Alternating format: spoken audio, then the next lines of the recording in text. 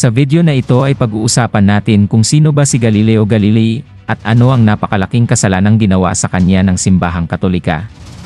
Ano ang napakalaking impact ang nagawa niya at naging kontribusyon niya na siyang nagpabago sa pananaw ng simbahan at ng kasalukuyang panahon.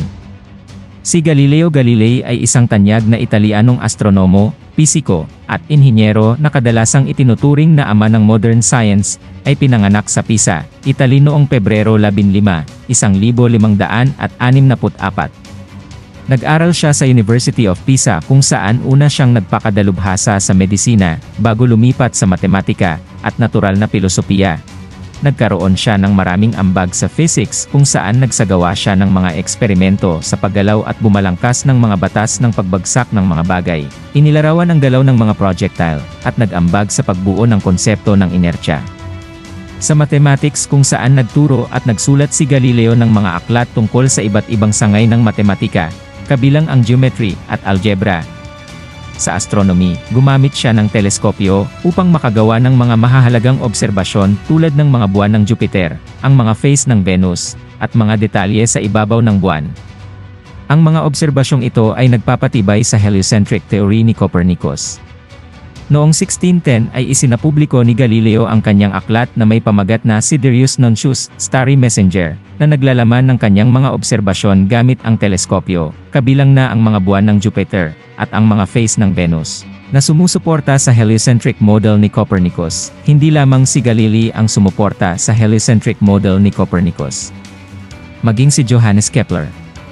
Ang mga batas ng planetary motion ni Kepler, na inilathala mula 1,600 hanggang 1,611, ay nagbigay ng matematikal na suporta sa heliocentric model ni Copernicus. Ang mga obserbasyon ni Kepler tungkol sa elliptical orbits ng mga planeta ay mas lalong nagpatibay sa modelong ito.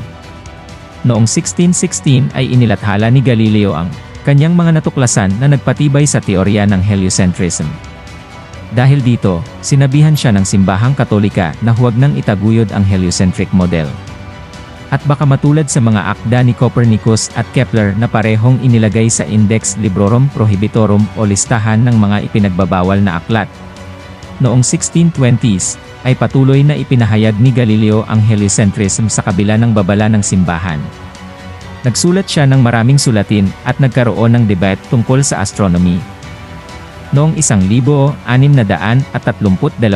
ay ipinoblish ni Galileo ang Dialogue Concerning the Two Chief World Systems, isang dialogo na sumusuporta sa heliocentric model kumpara sa geocentric model ni Ptolemy. Dahil dito, nagalit ang simbahan at ipinatawag siya sa Roma upang humarap sa Inquisition, at nakaranas siya ng malubhang pag-uusig mula sa simbahang Katolika. Noong Abril 12, 1633 ay sinimulan ang paglilitis kay Galileo sa harap ng Roman Catholic Inquisition. Matapos ang paglilitis, idineklara siyang vehemently suspect of heresy o matinding pinaghihinalaan ng heresya at pinilit na bawiin ang kanyang mga pahayag na sumusuporta sa heliocentrism.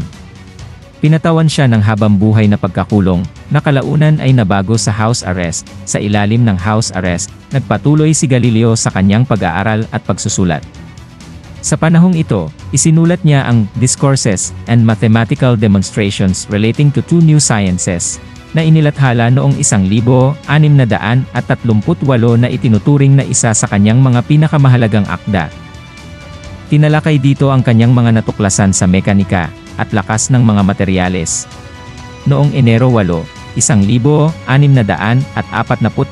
namatay si Galileo sa edad na 77 dahil sa karamdaman habang nasa house arrest sa Arcetri, malapit sa Florence, Italy.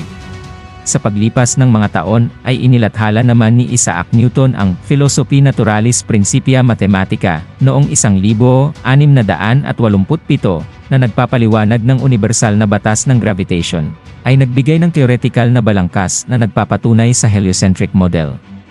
Ang kanyang mga batas ng paggalaw at gravitation ay nagpaliwanag kung bakit umiikot ang mga planeta sa araw. Bukod pa dyan, ay maraming astronomo ang nagpatunay ng heliocentric model sa pamamagitan ng mga teleskopikong obserbasyon at mathematical calculation na naging sanhi upang unti-unting mabago ang pananaw ng simbahang Katolika. Kaya noong 1741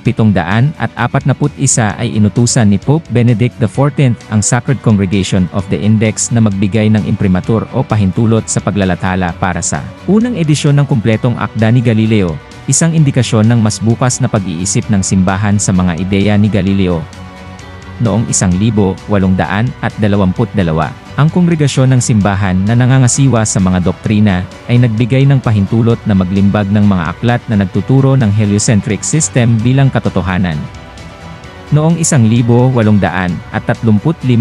ay tinanggal ng simbahang katolika ang mga akda ni Copernicus, Kepler, at Galileo mula sa Index Librorum Prohibitorum o listahan ng mga ipinagbabawal na aklat. Noong 1979, nagsimula si Pope John Paul II ng muling pagsusuri sa kaso ni Galileo. Ito ay humantong sa isang formal na pahayag noong 1972 kung saan inamin ng simbahan na nagkamali sila sa pagtrato kay Galileo. Kinilala ni Pope John Paul II ang mga kontribusyon ni Galileo sa agham at ang maling paghatol sa kanya noong 1633.